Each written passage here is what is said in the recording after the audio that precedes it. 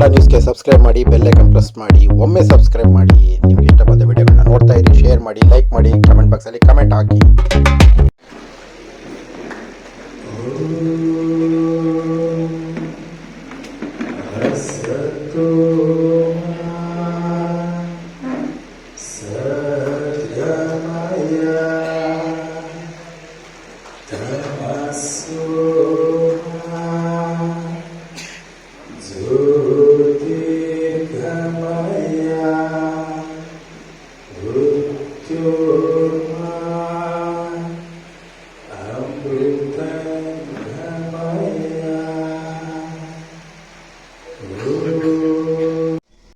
ಚಾಮರಾಜನಗರ ಜಿಲ್ಲೆಯಲ್ಲಿ ಕಾರ್ಯನಿರತ ಪತ್ರಕರ್ತರ ಸಂಘದ ಒಂದು ಅಧೀನದಲ್ಲಿರುವಂತಹ ಒಂದು ತಾಲೂಕು ಪತ್ರಕರ್ತರ ಸಂಘ, ಕಾರ್ಯನಿರತ ಪತ್ರಕರ್ತರ ಸಂಘ ಕಳೆದ 5 ವರ್ಷಗಳಿಂದ ತಾಲೂಕಿನಲ್ಲಿ, ಕೊಳ್ಳೇಗಾಲ ತಾಲೂಕಿನಲ್ಲಿ ಪ್ರಪ್ರಥಮವಾಗಿ ಇತ್ತು. ನಂತರ ಈಗ ಕಳೆದ 5 ವರ್ಷಗಳಿಂದ ಅನೂರಿನಲ್ಲಿ ಪ್ರಥಮವಾಗಿ 5 ವರ್ಷಗಳಿಂದ ತನ್ನದಾದ ಒಂದು ಕಾರ್ಯಕ್ರಮದ ರೂಪವನ್ನು ರೂಪಿಸಿಕೊಂಡು ಅನೂರು ಪಟ್ಟಣ ತಾಲೂಕು ವ್ಯಾಪ್ತಿಯಲ್ಲಿ ಗುಡ್ಡಗಳ ಪ್ರದೇಶ ಆಗಿರೋದ್ರಿಂದ ಈ ಭಾಗದಲ್ಲಿ ಹೆಚ್ಚಿನ ಪತ್ರಕರ್ತರು ಕೂಡ ಸಹ ಇದ್ದಾರೆ. ಜೊತೆಗೆ ಈ ಭಾಗದಲ್ಲಿ ಕಾಡು ಪ್ರಾಣಿಗಳ ಅವಳಿಯ ನಡುವೆ ಪತ್ರಕರ್ತರು ಒಂದು ಸುದ್ದಿ ಮಾಡಬೇಕಾದ್ರೂ ಕೂಡ ತುಂಬಾ ವ್ಯಾಪ್ತಿ ಜಾಸ್ತಿ ಇರೋದ್ರಿಂದ ಈ ಭಾಗದಲ್ಲಿ ಪ್ರತ್ಯೇಕವಾಗಿ ನಮಗೆ ಒಂದು ತಾಲೂಕು ಕೇಂದ್ರದಲ್ಲಿ ಒಂದು ಕಟ್ಟಡ ಭವನ ಬೇಕಾಗಿದೆ ಅಂತ ಹೇಳಿ ಮಾಜಿ ಶಾಸಕರನ್ನ ನಾವು ನಿವೇಶನ ಕೇಳ್ಕೊಂಡಾಗ ಅವರು ನಿವೇಶನ ಮಾಡಿಕೊಟ್ಟು ಮತ್ತೆ ಅನುದಾನ ಕೂಡ ಕೊಟ್ಟು ಈಗ ಅಲ್ಲಿ ಕಾರ್ಯಕ್ರಮ ಪ್ರಾರಂಭವಾಗಿದೆ. ಈಗ ಈ ಉಳಿದಂತ ಕಟ್ಟಡ ಕಾಮಗಾರಿಗಳು ಕೂಡ ಸಹ ಶಾಸಕರಿಗೆ ಹೋಗಿ ನಾವು ಮನವಿನ ಕೊಟ್ಟಿದ್ದೀವಿ. ಬೆಳಿಗ್ಗೆ ಅವರು ಕೂಡ ಬಂದು ಇಲ್ಲಿ ಕಾರ್ಯಕ್ರಮನ ಬಂದು ಎಲ್ಲ ಪತ್ರಕರ್ತರು ಶುಭಾಶಯ ಕೋರಿ ಮುಂದಿನ ದಿನದಲ್ಲಿ ನಾನು ಕೂಡ ಇದಕ್ಕೆ ನಿಮಗೆ ಸಹಾಯ ಧನ ಕೊಡ್ತೀನಿ, ಅನುದಾನ ಕೊಡ್ತೀನಿ, ಭವನ ನಿರ್ಮಾಣ ಮಾಡ್ಕೊಳ್ಳೋಕೆ ಕೂಡ ಹೇಳಿದ್ದಾರೆ.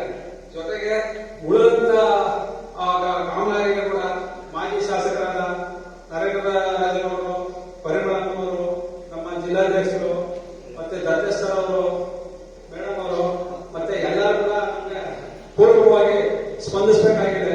ಕಟ್ಟಡ ಯಾಕಂತಂದ್ರೆ ತಾಲೂಕು ಕೇಂದ್ರದಲ್ಲಿ ಪತ್ರಕರ್ತರ ಭವನಕ್ಕಾಗಿ ನಾವು ನೋಡಿ ಪ್ರತಿ ವರ್ಷ ಕೂಡ ಒಂದೊಂದು ಕಡೆ ಕಾರ್ಯಕ್ರಮ ಮಾಡ್ಕೊಂಡು ಹೋಗ್ತಾ ಇದ್ದೀವಿ. ಅದರಿಂದ ನಮಗೆ ನಮ್ಮದೇ ಆದಂತ ಒಂದು ಪತ್ರಕರ್ತರ ಭವನ ನಿರ್ಮಾಣ ಮಾಡ್ಕೊಡಕ್ಕೆ ದಯವಿಟ್ಟು ಮಾಜಿ ಶಾಸಕರು ಗಮನದಲ್ಲಿ ಇಟ್ಕೊಂಡು ರಾಜ್ಯ ಸರ್ಕಾರ ಅವರೇ ಆಗಿರೋದ್ರಿಂದ ನಮಗೆ ಒಂದು ಭವನ ನಿರ್ಮಾಣ ಮಾಡೋಕ್ಕೆ ಪೂರ್ವಕವಾಗಿ ಸ್ಪಂದಿಸಬೇಕಾಗಿದೆ.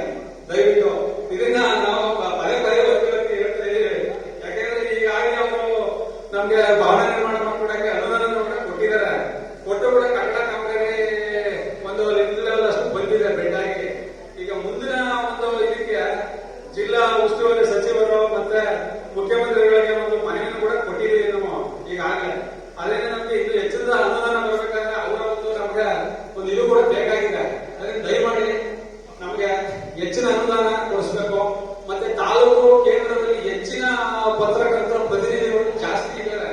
ಅದರಿಂದಾಗಿ ಮುಂದಿನ ದಿನದಲ್ಲಿ ಒಂದು ನಿವೇಶನ, ಪತ್ರಕರ್ತರ ಒಂದು ನಿವೇಶನ ಮಾಡಕ್ಕೆ ಕೂಡ ಒಂದು ಶಾಸಕರು ನಮಗೆ ಮಾಡಿಕೊಡ್ಬೇಕು ಅಂತ ತಮ್ಮನ್ನ ಕೇಳ್ತಾ ಇದ್ದೀವಿ.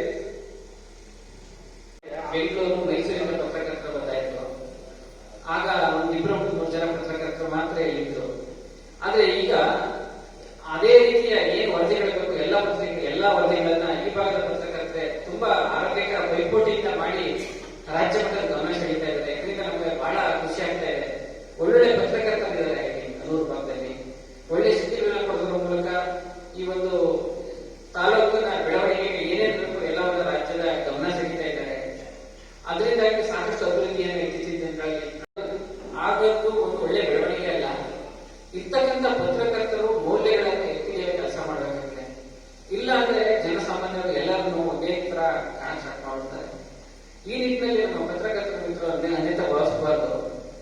ಜನಸಾಮಾನ್ಯರ ಭಾವನೆಗಳಿಗೆ ಗೌರವ ಕೊಡೋದ್ರ ಮೂಲಕ ಯಾರಿಗೂ ಅಂದ್ರೆ ನಮ್ಮ ಬರಹಗಳಿಂದ ಅವರಿಗೆ ನೋವಾಗಬಾರದು. ಯಾವ ವಸ್ತುನಿಷ್ಠ ವರದಿಗಳನ್ನ ಮಾಡೋದ್ರ ಜೊತೆಗೆ ಮೌಲ್ಯವನ್ನ ಕಾಪಾಡೋದ್ರ ನಿಟ್ಟಿನಲ್ಲಿ ಕೆಲಸ ಮಾಡಬೇಕು. ಅನೂರು ಕ್ಷೇತ್ರ ಪ್ರವಾಸೋದ್ಯಮ ಅಂದ್ರೆ ಬೇರೆ ಬೆಳವಣಿಗೆ ಧಾರ್ಮಿಕವಾಗಿ, ರಾಜಕೀಯವಾಗಿ ಸಾಕಷ್ಟು ಬೆಳವಣಿಗೆ ಕಾಣ್ತಾ ಇದ್ರು. ಪ್ರವಾಸ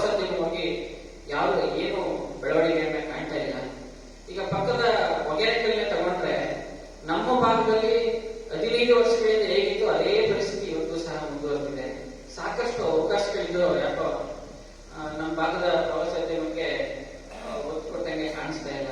ತಮಿಳುನಾಡು ಪ್ರವಾಸೋದ್ಯಮ ಸಾಕಷ್ಟು ಬೆಳವಣಿಗೆ ಕಾಣ್ತಾ ಇದೆ. ಮತ್ತೆ ಈಗ ನಾಗಮಲೆ ಆಗ್ಬೋದು, ಅಂದ್ರೆ ಇತ್ತೀಚಿನ ದಿನಗಳಲ್ಲಿ ಅಲ್ಲಿ ಪ್ರವೇಶ ಮಾಡಲಿಕ್ಕೆ ಸಾಕಷ್ಟು ತೊಂದರೆಗಳು ಉಂಟಾಗಿ ಏನೇನೋ ಗಲಾಟೆಗಳೆಲ್ಲ ನಡೆಯಿತು. ಅವೆಲ್ಲ ಪ್ರವಾಸಿ ತಾಣಗಳು.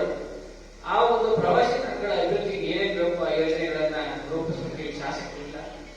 ಆದ್ರೂ ಸಹ ಮಾಜಿ ಶಾಸಕರು ಸರ್ಕಾರದ ಗಮನ ಸೆಳೆದು ಒಂದಷ್ಟು ಏನೇನು ಬೇಕು ಎಲ್ಲವನ್ನ ಮಾಡ್ತಾ ಬಂದಿದ್ದಾರೆ. ಅವಳ ಕನ್ನಡ ನ್ಯೂಸ್ಗೆ ಸಬ್ಸ್ಕ್ರೈಬ್ ಮಾಡಿ, ಬೆಲ್ ಐಕನ್ ಪ್ರೆಸ್ ಮಾಡಿ. ಒಮ್ಮೆ ಸಬ್ಸ್ಕ್ರೈಬ್ ಮಾಡಿ. ನಿಮ್ಗೆ ಇಷ್ಟ ಬಂದ ವಿಡಿಯೋಗಳನ್ನ ನೋಡ್ತಾ ಇರಿ, ಶೇರ್ ಮಾಡಿ, ಲೈಕ್ ಮಾಡಿ, ಕಮೆಂಟ್ ಬಾಕ್ಸಲ್ಲಿ ಕಮೆಂಟ್ ಹಾಕಿ.